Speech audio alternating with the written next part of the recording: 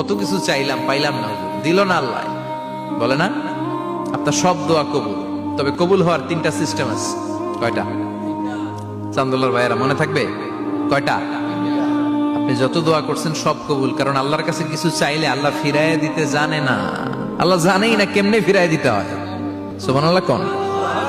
চাওয়া মাত্রই আল্লাহ বলে অ্যাকসেপ্টেড, যা কবুল, দিব দিব না এটা বলতে জানে না, চাওয়া মাত্রই বলে দিব। 3 সিস্টেম। নাম্বার 1, আপনি আল্লাহর কাছে দোয়া করলেন, চাইলেন, আল্লাহ বলে দিব, বলেই তিনি দিয়ে দেন আর আপনি খুশি হয়ে যান, পেয়ে গেলেন।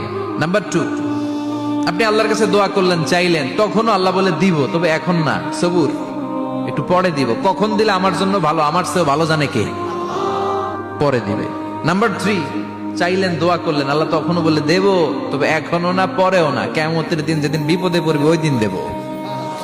যেদিন তোর বাবা তোরে চিনবে না, তোর মা তোরে চিনবে না, বন্ধু বন্ধুরে চিনবে না, পীর সাহেব মুরিদরে চিনবে না, মুরিদ পীর সাহেবরে চিনবে না, ইমাম সাহেব মুসল্লিরে চিনবে না, মুসল্লি ইমাম সাহেবরে চিনবে না, কেউ কাউরে চিনবে না। ওই কঠিন দিনে তোরে আমি বাঁচাইয়া দেব।